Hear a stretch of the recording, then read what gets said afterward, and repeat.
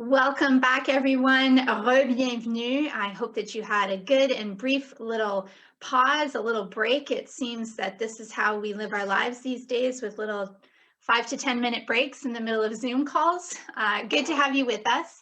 I wanted to note one of the questions we didn't get to in our last session was someone had asked whether there are specific resources which Dr. Pelletier recommended that people can turn to when they're looking for more support or information.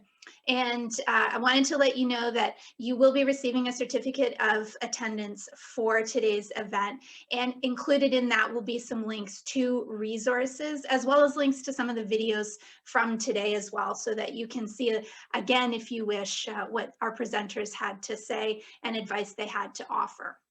So we also want to make sure that all of our attendees today walk away not just having heard inspiring stories, but also having received some practical skills and some strategies for managing your own mental health. And to that end, we've put together a panel of clinicians, facilitators, and experts with lived experience to share some of their thoughts.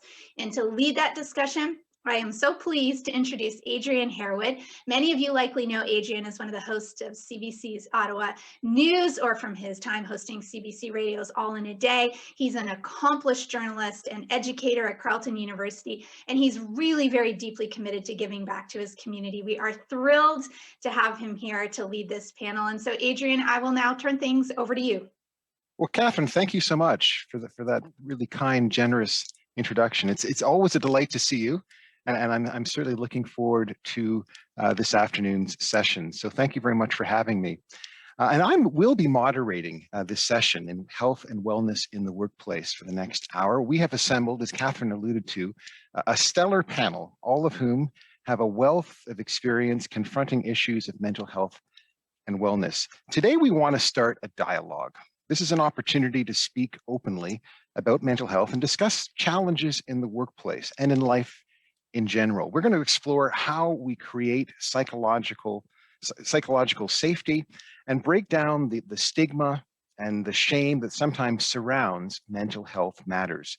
But the purpose of today's session is to provide you, as Catherine just suggested, with the skills to challenge, well, some of the conversations around mental health and to provide you with tips on how to form healthy habits and promote mental wellness. And to help us with that, I'm going to just introduce our panel. Dr. Marie-Helene Pelletier is a bilingual practicing psychologist with over 20 years of experience in clinical counseling and advisory workplace psychology. She holds a PhD in counseling psychology from UBC and an MBA from the UBC Sauder School of Business. She's a member of the Global Clinical Practice Network of the World Health Organization and past director on the boards of the Canadian Psychological Association and the International Association of Applied Psychology. So Dr. Pelletier, thanks so much for joining us. My pleasure. Jean-François Claude is a 22-year veteran of the federal public service. He has spent a significant portion of his government career in liaison and advisory roles in support of ministers' offices and senior development officials, as well as in supervisory and management positions. He's the co-founder of the Federal Speakers Bureau on Mental Health, a virtual team of federal public servants who openly share their experiences with mental health struggles and recovery to help address the stigma of mental illness in the workplace. Jean-François is a certified psychological health and safety advisor with additional certifications in workplace mental health leadership and mental health first aid. Jean-François, welcome. Thank you very much, Adrian. Pleasure to be here. Yeah, and our third panelist is Breanna Pizzuto. And Breanna and I go way back. We were just talking before we got on that we actually did an interview, I think 13 years ago. But Breanna has degrees from the University of Ottawa in health sciences and psychology and professional experiences in the healthcare and social services fields, including addictions, supportive housing, and crisis intervention. She has a strong passion for helping others and an interest in breaking down stigma surrounding mental health and suicide. Breanna founded her organization, Talk Tools, just 3 years ago in 2018. She is a bronze level Living Works Applied Suicide Intervention Skills trainer, as well as an instructor of St. John Ambulance's Mental Health and Wellness in the Workplace course. Breanna, great to see you again. Thank you. Nice to Yeah, see you. I have a few more gray hairs than I did when we first met. So do I. It's great. It's great to see you. I thought I'd start this way, and I thought I'd start with you, Dr. Pelletier, because we're living in the midst, of course, of COVID-19, the most devastating global pandemic in over a century. We're living, therefore, in an age of uncertainty. And that, we know, can fuel anxiety and contribute to folks feeling that they lack a certain kind of control over their lives. So I wanted to ask you, how do we maintain our mental health during these challenging times, during these times of loss? Big question, and one that touches all of us in different ways. I think, so we'll have a very rich conversation today about all this, I'm sure. But one of the things specifically that comes with anxiety tends to have a desire to, or a tendency to worry about something that may happen in the future and make negative predictions. We don't tend to worry about positive things happening, it's more negative. And one of the ways to rein it in some ways, there are many others, and I've discussed some of those in that presentation just earlier, but is to really manage your brain and talk to yourself, literally, not let your thoughts just go in that direction. Instead, say, what would a good friend tell me? And you tell yourself this. So for example, yes, it is a time of uncertainty, and we'll just take things one thing at a time. There are things that I do still have some control over, like taking care of myself, for example, going for that walk and that vigorous exercise if I can, and all these things. And so to take these actions, because one of the things that will tend to happen is that our thinking will go black and white, all or nothing. I need to have this known and figured out, and if I don't, it's terrible, and then catastrophe again. And we need to allow ourselves, with self-compassion, I will say, to stay in the discomfort of not knowing, of that paradox between wanting to know, but knowing that we can't know everything right now, and to stay in it, because with that comes that creativity that will allow us to see things we had not seen before. Mm-hmm. And then we're back in more control with new solutions. Mm-hmm. Breanna, in your professional practice, I know that you are seeing a lot of managers. You're seeing a lot of employees who are working in this new COVID-19 reality. What are some of the things that they're telling you about the challenges, the mental health challenges that they are seeing and they're facing on a daily basis? That's a great question. What I've been hearing from managers is that managing people in an office is a lot different than managing a remote team where you're not seeing people day in and day out. You're not spending time, having those water cooler conversations, which I think on one hand, people are finding maybe they're more productive at home when they're not interrupted by those conversations, but we spend a lot of time socializing with our coworkers, and that is really important to building positive mental health, is those social interactions that we get as part of our work. So they're definitely missing out on that. There's two sides to the coin. We've got our folks who are at home with kids and trying to manage work and kids and school and are just having all this energy around them. And then we've got our folks who are living alone and are feeling the isolation even more so, not being able to connect with friends and family in the same way, maybe struggling with some work-life balance now that work is in the home. Setting boundaries is a little bit more difficult when your laptop is staring you at the face every day you're in your kitchen or in your dining room and it's right there. So I think that there's a multitude of challenges that managers are facing these days, and ultimately managers want to support their teams, is what I found. The pandemic has certainly opened the door for management teams to start to think about psychological safety in the workplace, not just physical safety in the workplace. Breanna, so many people, of course, are working virtually now. They're working from their homes. How, as a manager, what are the telltale signs in a virtual world that one of your employees is struggling? What are some of the signs that they're really not having an easy time of it?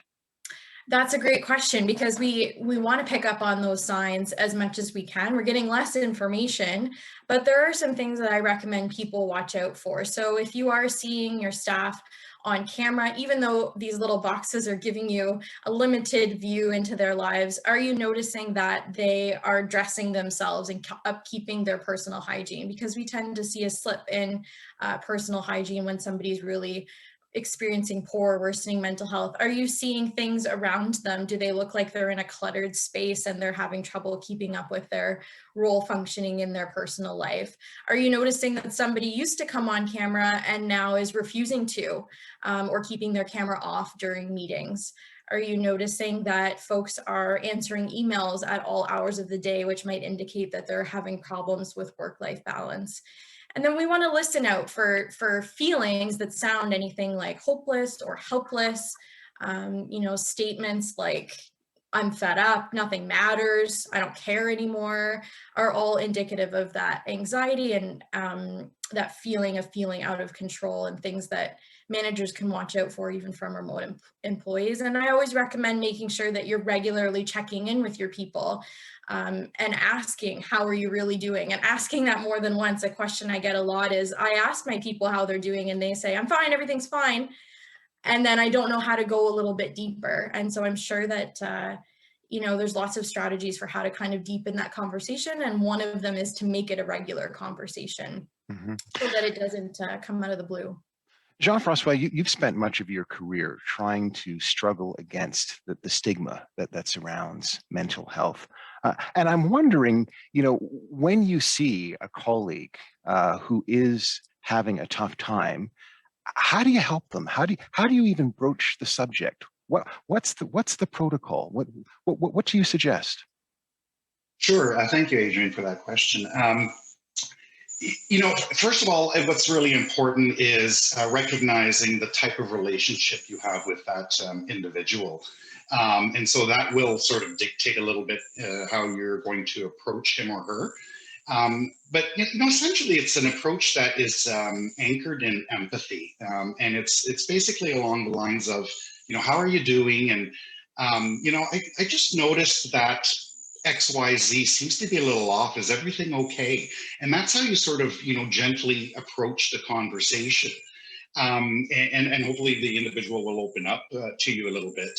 And certainly, you know, in my experience, because I've been open with my own mental health, often it'll be the contrary. Somebody is going to approach me and say, you know, I'm struggling a little bit. You know, do you have any advice or suggestions as to what to do? And I'm always happy to point folks to the professional resources that are available. Jean-François, how were you helped by colleagues, if in fact you were helped, when you were dealing with some of your own challenges? What were some of the things that those colleagues did to help you, to assist you? Sure, absolutely. So this is going back a few years, but you know, essentially, I came to the mental health sphere through my own experience of going through what is actually, I guess, called double depression. Because if I was going to get depression, you know, I was going to go all in and make it a double. So it turns out that I have an underlying mental health condition called persistent depressive disorder. That more than likely I've been living with since my teenage years, but went undiagnosed for all kinds of reasons. But I would say the main one being stigma and not recognizing it. And then I went through a major depression in 2012 that led to a work stoppage. Now, I was off work for roughly 2.5 months, which is relatively short considering, you know, going through a major depression. What helped me get back to work was a combination of, you know, being encouraged to check out the employee assistance program. So, you know, I had counseling through that program, but it was also the support that I was receiving from my manager at the time, who early in my sick leave, you know, actually reached out to me. And, you know, I remember that conversation like it was yesterday, because my mind was, you know, all about what was going on at the office. And one of the first things she said to me was, no, you don't understand. That's not your job right now. Your job is to focus on getting better, right? And of course, we want you to come back, but not before you're ready to. So it was that kind of very supportive, you know, ongoing conversation while I was off on sick leave. And it was never pressured. It was, you know, very much along the lines of, may I check in on you? How would you like that check-in to take place? At what frequency? Because it can be very isolating when you're going through mental health struggles.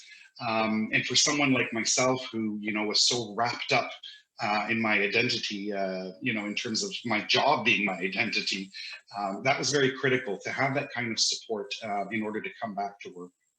And Jean-François, what are a couple things that you know about yourself now that you didn't know when you were first dealing with those mental health challenges? What have you learned about yourself?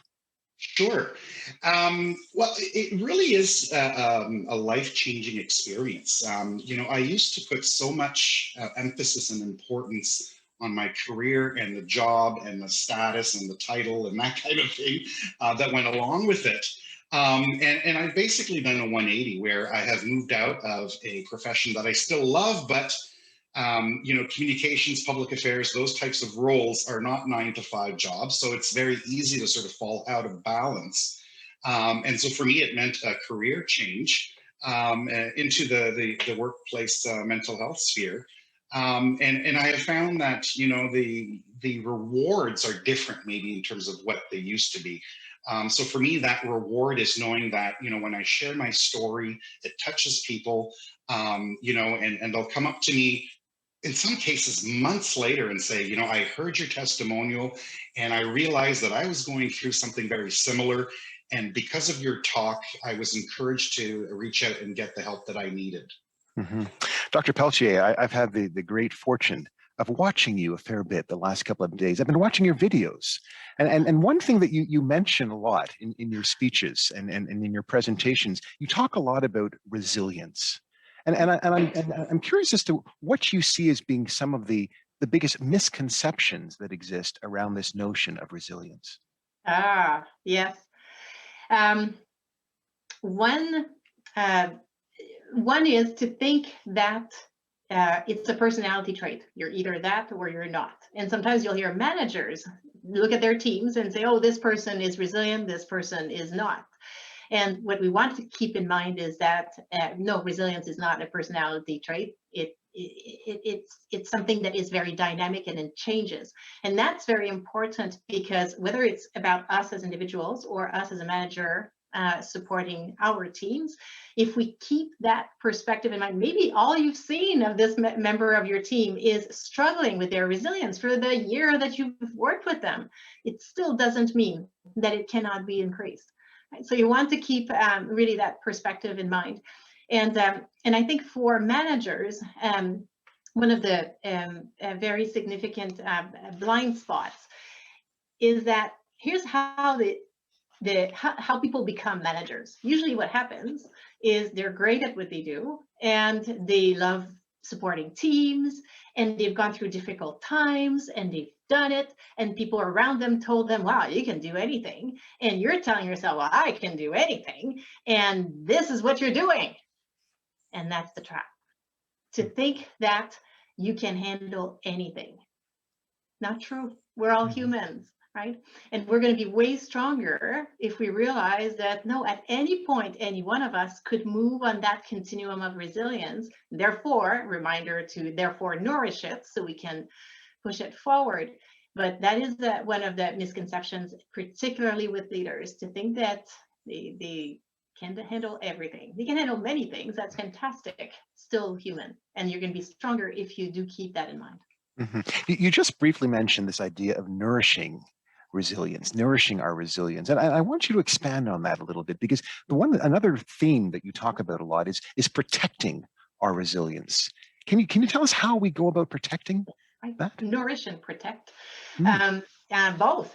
I would say, because it's dynamic and it changes over time and it's influenced by the demands we're facing, and we are facing more demands right now, then I would say we want to nourish all day, every day, as much as we can.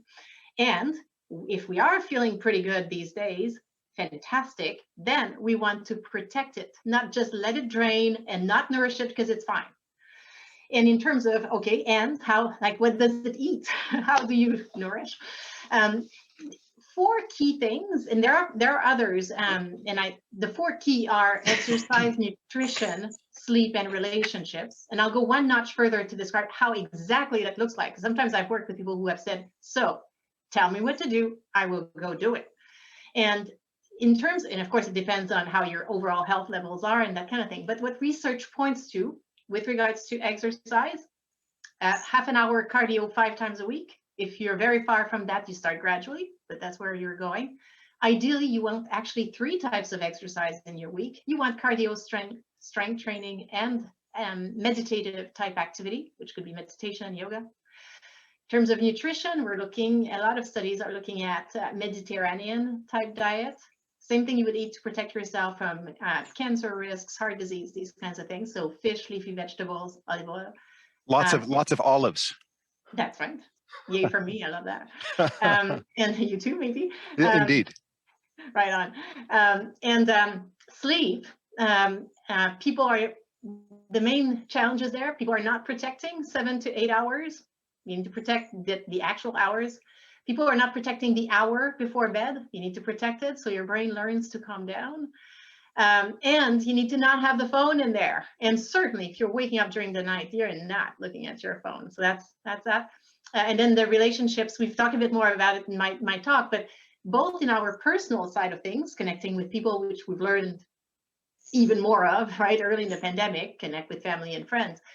But what I was talking about earlier today is also, let's make sure we I was going to say nourish again, we implement more connections on the professional side as well, both in terms of closer professional connections, colleagues we have high reciprocity with, but also colleagues we don't talk to that often that are still part of our network. Mm-hmm. So you want to, that's the way you feed it and the ways you protect it. There are other ways, like time in the nature, for example, and taking time to express your own emotions, that kind of stuff. But these are some very potent strategies. Breanna, so much of your practice is about trying to teach people how to develop healthy workspaces. And I'm curious, Breanna, as to, in your experience, what are the most common workplace barriers to mental health? Wow, that's a great question. I think the biggest common barrier is stigma. I mean, we know in Canada, 60% of people that need help are not going to seek it due to fear of stigma. So that's a large number of people that are suffering. And the stigma comes from, the top down. It's not just when we're having these difficult conversations, but it's how is the workplace environment set up to support honest conversations? Are people afraid of failing, which means they're afraid of trying, or is creative thinking allowed in this workplace? Are there trainers coming in to open these conversations out with an objective view of the workplace? And I think that self-stigma is a big concern as well. I can speak to personal experience that even working in a helping field, I would tell my clients and the volunteers I was managing that it's okay to get help, but then it's really difficult when you're the one that needs the help to switch your mindset and see yourself as worthy of the help that you need and see what you're going through as a serious enough issue to seek that help and overcome that self-stigma. So I think in a nutshell, it's stigma. Stigma is perpetuated by, workplace policies. We have our policy book, but then we have our workplace culture, which is where the extension comes. So if the policy book says everybody's entitled to so many personal days every year, but the workplace culture is that when you take a personal day, you're going to be judged and everybody's going to be mad at you because it's more work on their plates, then people are not actually going to take those personal days. So it's really the combination of what are your workplace policies supporting people in doing, and then are those values actually upheld day to day, and are people aware of the resources that are available to them? And Breanna, how do you even start those conversations? Because those conversations can be difficult, and many of us sometimes lack the language. We don't necessarily know how to articulate ourselves around these issues. So how do you even get started? What's the blueprint? That's a great question. There's some great resources out there. The Mental Health Commission of Canada has put out a national standard with guidelines for workplaces. So it's not legislation yet, although many people in the field hope it will be one day. And there's some assessments that management level folks can do to see how they're upholding these values, or perhaps there's an area that they're missing. It's certainly much easier in my experience if these conversations are started from the top down, but that's not always the reality. Sometimes there's a bit of there's a bit of resistance to open these conversations from top down. So amongst the team, you know, how can the team educate themselves to support each other? There's certainly great value in peer support in workplaces and allowing those conversations to open up. So I would say do a little bit of research. There's you know, certainly speakers out there. Bringing a speaker in to open that conversation can be a great icebreaker for folks who don't otherwise know how to do it. And read and learn and educate yourselves as much as you can, and then bring the facts forward, and hopefully just be realistic in your expectations for what can change and how quickly it can change, because these things do take time. And like Dr. Pelletier said, we need to have self-compassion in recognizing what we're capable of and what our workplaces are capable of ultimately. Jean-François, can you tell us maybe some examples of workplaces that you have seen, where you've seen some positive changes when it comes to approaching these conversations around mental health? So what are some workplaces that have had success around these matters? Sure, Adrian. I just have to sort of look at where my own place of employment. Look, there's still a lot of work to be done in this area, but the fact that the government of Canada has been really talking about mental health in the workplace since roughly 2015, that we have a center of expertise on mental health in the workplace within the government, that we are, you know, aligning all of our efforts with the national standard that was referenced by Breanna. This is the national standard on psychological health and safety in the workplace. So I've seen a lot of progress, even, you know, in terms of the first few times I shared my story within the public service, you know, where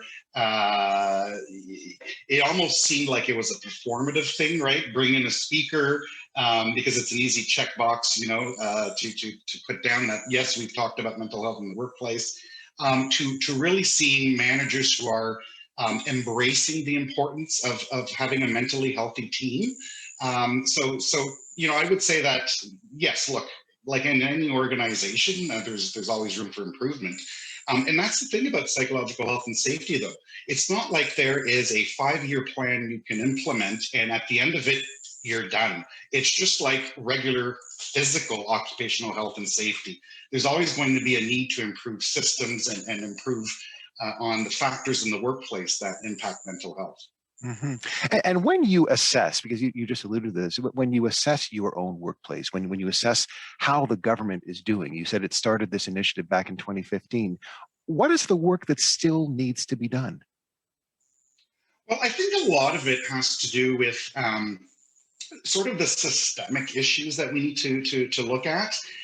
You know, earlier on, Dr. Pelletier was talking about resilience, and absolutely. And I think the first thing we need to acknowledge is that mental health in the workplace is a joint responsibility. So employees have, you know, a responsibility to look after their own mental health, to improve on their own resilience levels. But all too often when we talk about resilience in a workplace setting, that's sort of where the conversation stops. And yet we need to really look at what are the factors in the workplace that are chipping away at our employees' resilience, and to really start addressing those. And what are they, Jean-François? What are some of them? What are some of those? For example, sure. So there are 13 psychosocial risk factors when we talk about the national standard. One of them, for example, is workload management, right? So how exactly do you tackle that one? Because it is something that we do hear consistently across government departments. That seems to be the number one thing. And look, I mean, there is no sort of silver bullet as to how to bring down workloads, right? It's not like we're suddenly going to go on a hiring spree and you know, just be able to resource up.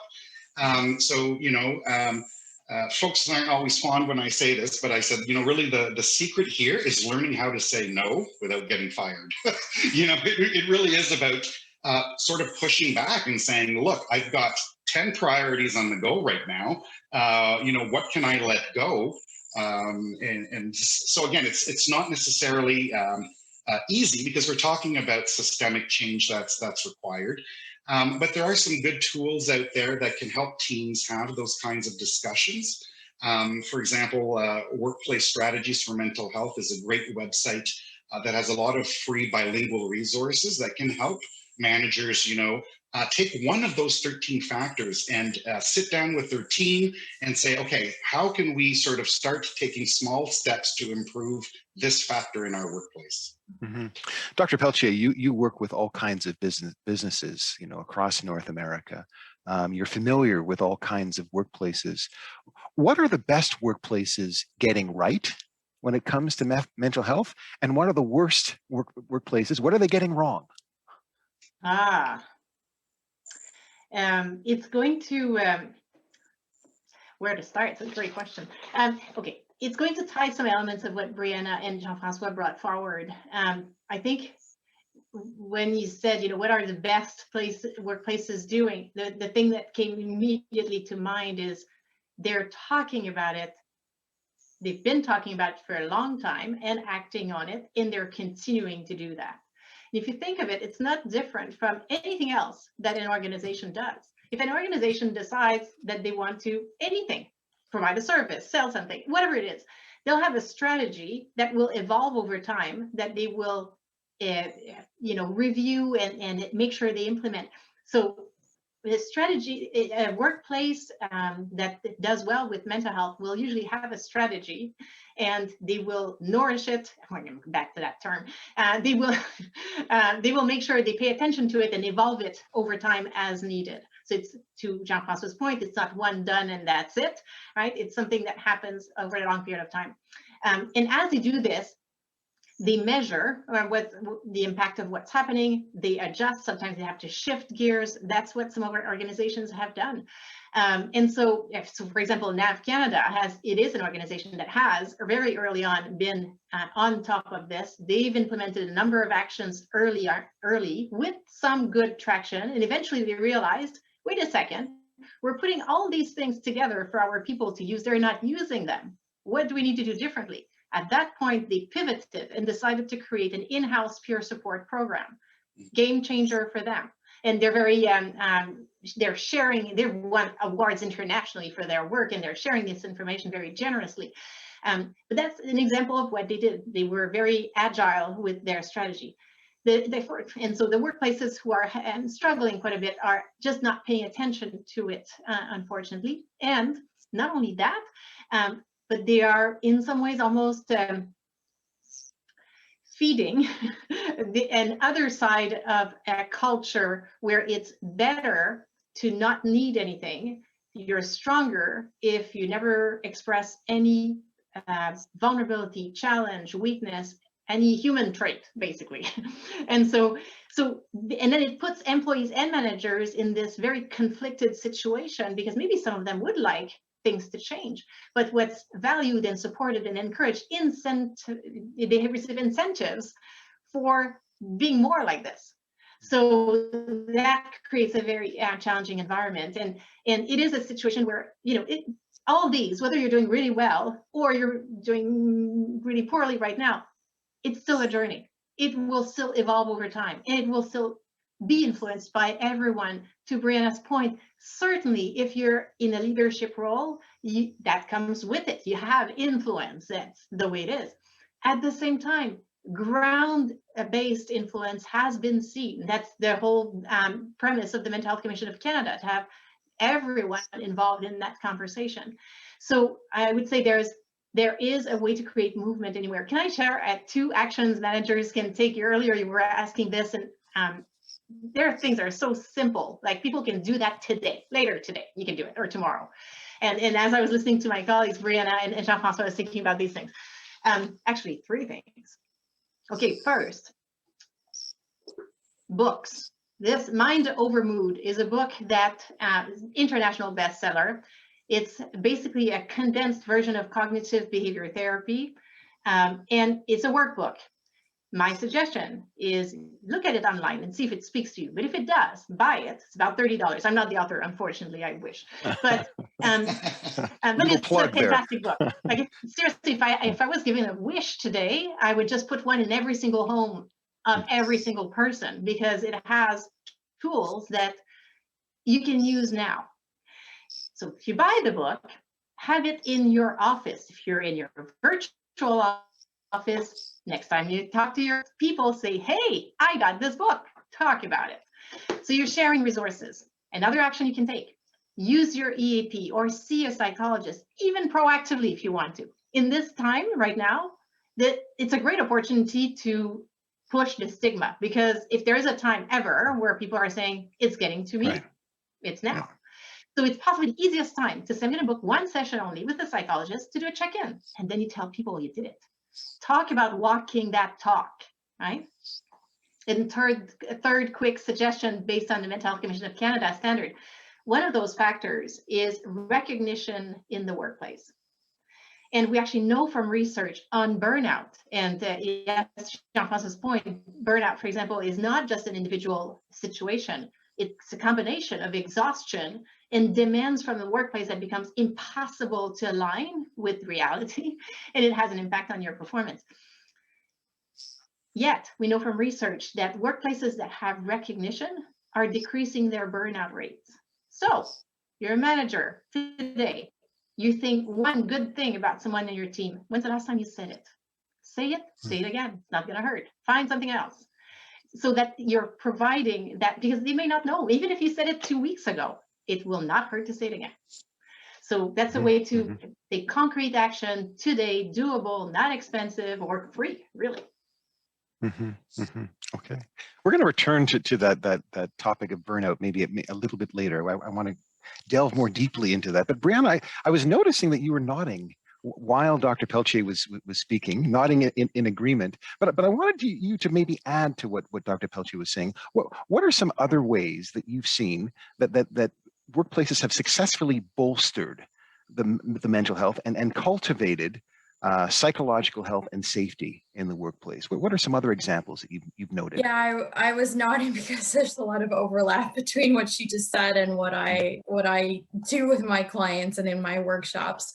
And a couple of things that just bolster what Jean-François and Dr. Pelletier has said is the companies that I'm seeing that are getting it right are making communication a priority. So especially if your workplace is remote right now, are you having video calls, or are there spaces where people can come on and we all agree we're not going to talk about work? And maybe we also agree we're not going to talk about the pandemic, and we're just going to come on for like half an hour, Friday afternoon, or whatever works for your team, and just chat about life and get that socialization that we need again. Another way that team leaders with their teams can open up this space, which I always recommend, is check-ins at the beginning of staff meetings. So let's go around and everybody rate your workload on a scale of 1 to 10 right now, or tell us what you did for self-care in the last 48 hours. And this normalizes this conversation, and it also gives managers a baseline. So Adrian, you asked me earlier, what are the warning signs we can watch out for? The warning sign, we all have our individual warning signs, but having a baseline of how your team usually functions. So let's say JF always reports his stress level around a 5, but today he tells me he's at a 9. I'm probably going to pull him aside and have a private conversation with him. But if I'm not gathering that information regularly, I might not otherwise know that.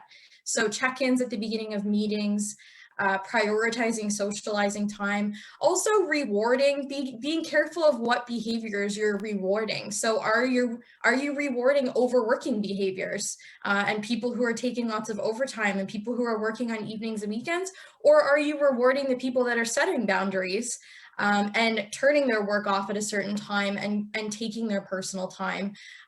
Because sometimes we can get into a habit of thinking that our best employees are the ones that are always on, but for really when we're talking about burnout, we need to have limits there. For sure. So just being careful.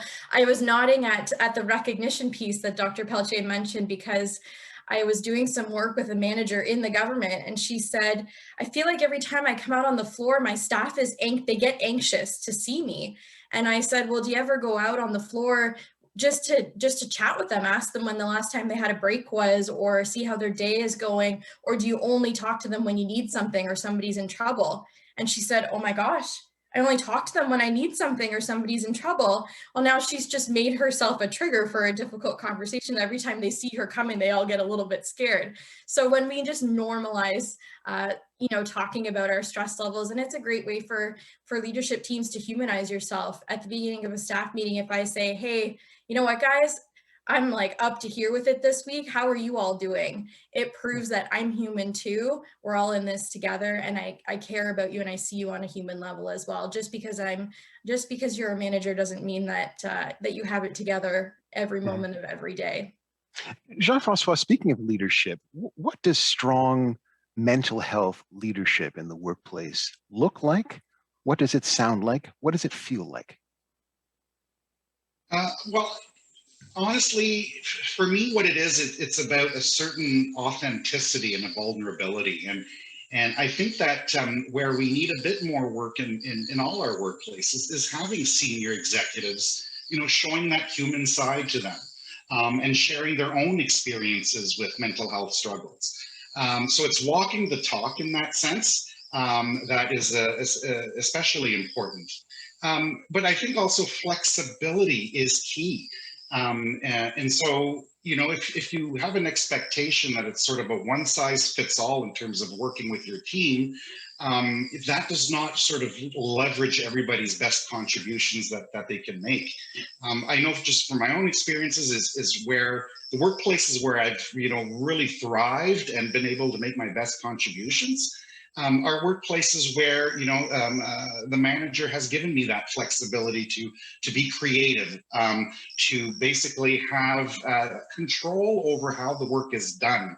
We may not always have control over the assignments or the tasks that are sent our way, but if you really give your employees the freedom in terms of how they deliver on those assignments, that in and of itself is psychologically healthy practice. Because at the end of the day, I mean, that's what it comes down to when we talk about reward and recognition. This isn't always, like a monetary award or like a bonus. It's the saying the thank yous. It's basic civility and respect in the workplace. It's recognizing that people work differently, but that they all have a contribution to make to the team. Mm-hmm. Breanna, you often talk, you use these terms in the context of the workplace. You talk about active listening and active communication. So can you just tell us what those things are? What is active listening and what is active communication? Yeah, active communication and active listening have a focus on the person that you're listening to. So going a little bit deeper, reading between the lines. There's some emotional intelligence involved to be able to put the emotion of what somebody's saying with the content to come to a general understanding and get on the same page.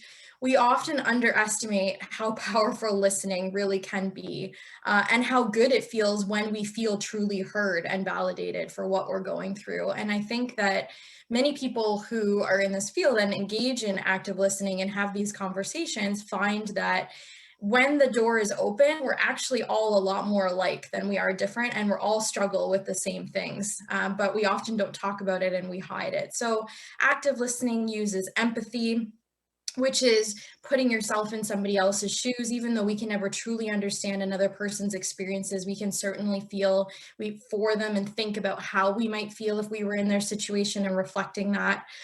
It's an awareness of your verbal and nonverbal cues. So 90% of our communication is nonverbal, which means that it's less about what we're saying and more about how we're saying it. So what messages are you sending with your body language, with your tone, with your volume, with how quickly you're speaking? Those are all pieces that are wrapped up in active communication. And the ultimate goal is to gain better understanding. And active communication is not necessarily always problem solving. As human beings, some of us have a tendency to want to go right into problem solving mode. And then we can find that that brings up challenges in conversation because we need to feel heard before we're willing to do problem solving. And helping someone feel heard and validated is going to make problem solving a whole heck of a lot easier ultimately. Dr. Pelletier, there's a tendency to see certain people as being natural listeners, right? We see them as having those qualities. It's almost as if it's inherent, it's genetic, they're born with them. Can one learn to be an active listener? And what are the elements? Like, how does one become an active listener? I know, right? No, you cannot learn it. That's it. No, I'm kidding. Yes, of course you can. It's probably, in some ways, it's as if sometimes anything related, it's changing a bit, but anything related to mental health, unless people are in the field, they're like, oh, like, how do you do this? Like, you know, it's entirely new. And the reality is that it's like learning anything new that you've learned before. Could be learning a new sport, whatever. If you're learning a new sport you've never done, your body is going to initially feel weird trying to do it and positioning yourself the way you need to do whatever you're trying to do. And the way you're going to get better at it is with mileage, right?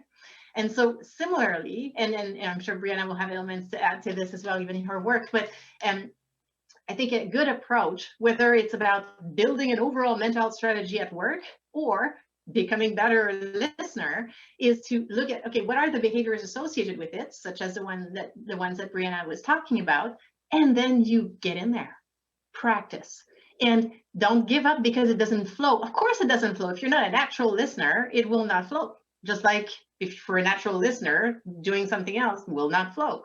We're learning. And so you have to stay with it. You have to push and practice. And no, it's not going to be fantastic all the time. You're not going to succeed. It's the same as learning something else.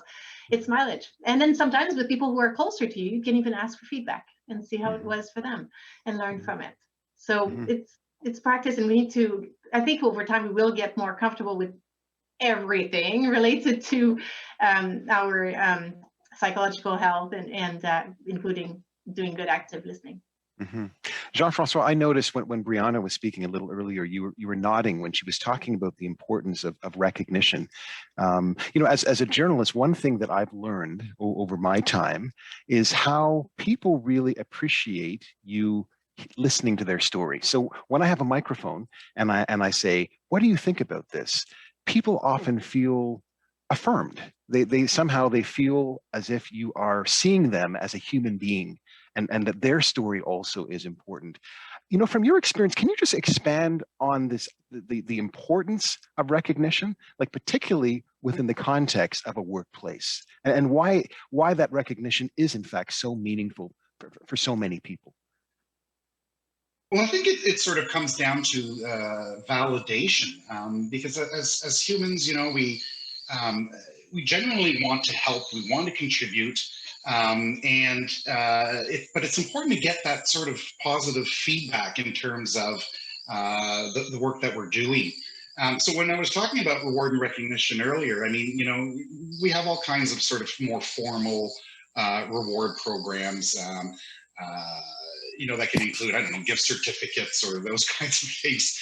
But at the end of the day, you know, having your boss basically come up to you and say, I really appreciated the way that you handled yourself in this meeting, or, you know, that briefing note that you prepared and labored over several, you know, versions of it. You know, ultimately, this was a great piece of work and thank you. And so it's that constant reinforcement, I think, that you are valued, that you're making an important contribution. It makes us feel good. And of course, as humans, we want to do things that make us feel good. Dr. Pelletier, I wanted to ask you about this moment in which we're living, where we're engaging in extreme social distancing, extreme physical distancing. How do you effectively work from home and manage your mental health during this time of physical distancing and social distancing? How are you effectively? Well, it's, I would say, because we are in this time of the pandemic, consider it basically additional demands. And if you think of this equation, if you want, as a supply and demand equation, in a context of more demands, we want to increase supply. And that's sometimes challenging because we may feel tired and not feel like it. However, I would say if you feel tired and don't feel like it, treat it as your cue that you have to go and do that thing that you were going to go. So if it was a scheduled call with friends, and maybe you are tired of Zoom and you want to do audio only, that's cool. You can do that sometimes. Sometimes it's the exercise, but it's keeping that persistent attention to those behaviors that will act. They're literally protective factors. So if we are consistent with maintaining them, that's how you would successfully maintain it. That being said, nothing is linear, and it's never as simple as this. If you're asking as an individual, what can you do? This is one thing that's in your hands. What's also important, I would say, is to not think that everything is in your hands. Because if you do that, number one, it's not realistic. But number two, even worse than this, it's unfair to you. Because then you may try these things, and let's say you are, unfortunately, in one of those workplaces that, the team is not supportive of anything of this, and the organization is not supportive of anything of this. Or let's say on the personal side, not only we're in the pandemic and we're dealing with all this, but other things are going on. You just lost 3 people, unfortunately. Other things are happening. You tried to get pregnant, you lost your baby. Other things are happening. Mm-hmm. And so it's a big context, and it's not because, well, okay, pandemic is there, we do these things. Sometimes people lose sight of this. It's in conversations with them that they say, why, I'm doing all this and I'm still not better. Well, maybe your culture at work is like this. Maybe you lost sight that in December, you lost 3 people in your family close to you. Yeah. So these things are still there and impact. And we do want to have a realistic eye on this. And therefore, sometimes that means also seeking help. Yeah. Breanna, did you want to add to that? Yeah, effectively managing mental health. I would say Dr. Pelletier said earlier, first things first, which to me means take care of your basic needs. So are you eating? Are you seeing sunlight? I know some folks are working in offices in their basement that there's no window, which, our circadian rhythms for our sleep habits, we need to see sunlight during the day.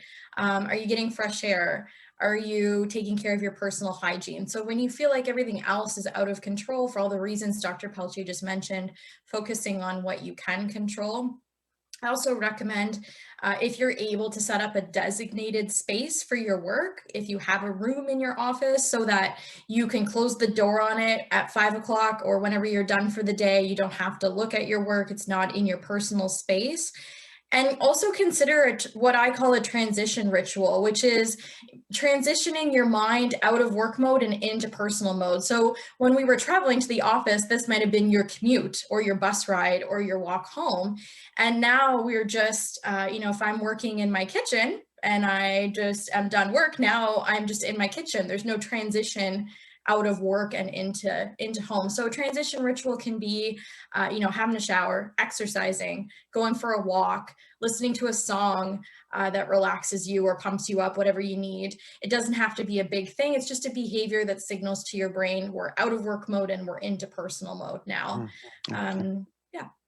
We have a couple of questions from our audience. And so, JF, I have a question here for you. And it says, when it comes to resilience, there's an onus on the person to be resilient. Let me see if I can move this over here. But what if the system, process, institution is so flawed, and that is what's causing the underlying issues, as it can be in some departments? How do you approach this situation?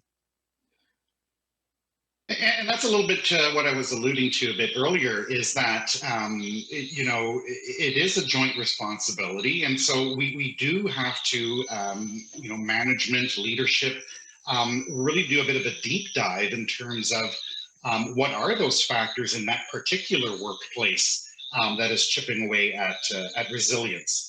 In some cases, it may be the processes that are in place that are really weighing us down and not allowing us really to be able to do our best work. It's not something that's easy to do, but it is a question that, perhaps you sit down with your team and you have that discussion and have that heart to heart to say, you know what, these are the 3 things that, if we can change these 3 things, we'll already notice a bit of an improvement. And then it's committing with follow through and taking action. So there's that element of co-development in terms of identifying the problem and what are some of the potential solutions to address that. Mm-hmm. Dr. Pelletier, did you want to add to that, Dr. Pelletier? Well, yes, and bring something that even my 2 colleagues here brought forward earlier. But one of the things I've seen people do in situations like this, where yeah, okay, sure, my individual resilience, but the entire team here or the environment is very challenging. One of the things you can do is use the Mental Health Commission of Canada's national standard that they were talking about. because you can just go to the website, mhcc.ca, we'll probably put it on the resource list, and you'll find those 13 factors that we've been talking about. And the beauty is if you like send that list or print it if you're in person, and just bring this forward and ask ourselves, how are we doing on this? The beauty with doing it this way is that it's not in your hands. You're not the one who said, well, no one's ever recognizing my work or whatever, which you could say, which you'd be right. But sometimes people are hesitant to do that. You don't have to. Bring the 13 factors. Yeah. That's Dr. Pelletier, why I have another quick question for you, and it's how do you deal with an employee who is so negative, even prior to COVID, that this employee affects the morale of the whole team? As a manager, I have to support this employee, but this individual is also affecting my life. But senior management is putting the weight on me as the manager. How do you resolve that conundrum? Yeah, that's a good one. And it could happen to any of us, or sometimes we're the one not even realizing that we're somehow coming across that way. So what I would say to things to consider, one is I would say if this person has access to, I understand senior management is saying figure it out kind of thing. Too bad. Sometimes it's nice to have support from your manager as well as a manager. The other thing is if you have access to an HR partner here, that could be a nice ally to talk to and get some ideas. Another source, another ally, if you have access to an employee and family assistance program, as a manager, you can call the EAP, and then it's not about you as a person. You can do that another time. But in this call, you could say, I'd like to connect with someone on a workplace challenge I have to explore how I could handle it. Okay, so that way it gives this person a chance to have like an hour of their time to problem solve together and look at scenarios, ways to approach it. In a nutshell, some ideas to consider based on the information I have for right now may involve having a one-on-one with the person to share how sometimes their comments may be perceived by some people. Sometimes people who are very negative or look negative, sound negative, they're actually pretty realistic. I mean, seriously. So it's not entirely bad. Sometimes the shift is to pair this with an even more realistic recognition of also the things that are going well. And so as we're taking what is there and building from it towards something positive. Sometimes there's something to do there. Okay, we have about 4.5 minutes to go, and we have 4 really good questions, and I'm going to try and see if we can squeeze them in. So, Breanna, this question is for you. Women, in particular mothers, have faced a significant burden since COVID hit, as they've borne the brunt of educating children at home, taking care of younger children, in addition to working from home cooking and cleaning. When leaders are typically men or women without young children, how do you make them realize the burnout women are facing? Oh, I don't know if I can answer that in a minute, Adrian. That's a big question. It is. Wow, that's a great question. And whoever wrote that, you're not alone in that. That's an experience that I've certainly come up against a lot. I think if the opportunity is there to have an honest conversation, are your management team aware of all the different pressures that are on your time and energy right now? And if they're not aware, making them aware, and also coming prepared to ask for what you need. So, instead of putting it on the manager to come up with a solution, if I'm going to approach my management team and say, look, I've got all of this stuff going on in my personal life.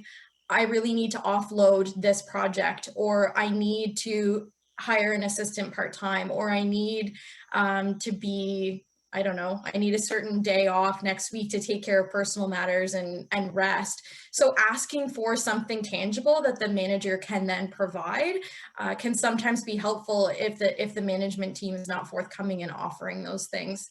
But I know that doesn't even scrape the surface, but hopefully that's helpful. Sure. As a starting point. Jean-François, a question for you. How can we work with a manager who does not accept or acknowledge your mental health? They keep piling on the work, even though you've been honest about how you need help to manage. That's never an easy situation, and there's no sort of perfect solution. What I would say is there's a couple of options open if you're a public servant. Check in with your own department in terms of the informal conflict management team that might, you could have access to. Another option might be most, I think, departments and agencies now do have an ombudsman for mental health. And perhaps, you know, by discussing the matter at that level, they might be able to provide some guidance in terms of how to approach the situation. But ultimately, I mean, it's not an easy conversation, but it is a conversation that you will need to have with that manager. And JF, another question for you. This person says, my supervisor is not allowing me to use occasional sick days as mental health day breaks. Is she within her rights to do so? Well, I'm not a labor expert. You know, bottom line, my own philosophy is a sick day is a sick day, whether it's mental health or physical health. I don't think we should be making that distinction because really it's regarding our whole health. But yeah. Okay. We have about a minute and a half to go. And I did want to finish with this question. When you imagine the kind of healthy workspace of our post-COVID future, what does it look like to you in 10 seconds, Breanna? Centering empathy and communication and inclusivity of everyone, connecting on a human level. Okay, thank you. Dr. Pelletier. The words that came to mind is flexibility and curiosity. So to reflect the new and in some cases positive aspects that will come out. Okay, and finally, Jean-François. Well, for me, ironically, I am in that workspace right now. I'm maybe in the minority, but I have been thriving working from home and not dealing with a 2-hour daily commute that usually involved questioning whether I'd get home on time because the LRT had broken down. Okay, well, thank you all. Thank you, our panelists, for some really incisive comments. I know that our audience has really appreciated the advice, the suggestions that you've offered them. So thank you so much for your generosity during this session. So I'd like to thank Jean-François Claude, Breanna Pizzuto, and also Dr. Marie-Helene Pelletier. Thank you so much for your contributions today. Thank you. Thank you. And Catherine, over to you. Well, thank you so much, Adrian. That was a really terrific conversation. And like you say, incisive comments, but also insightful comments and information that our audience today can really take home and hopefully apply in their everyday lives. So very grateful to you and to your exceptional guests for their time today. They really were. They really were. And thank you, Catherine.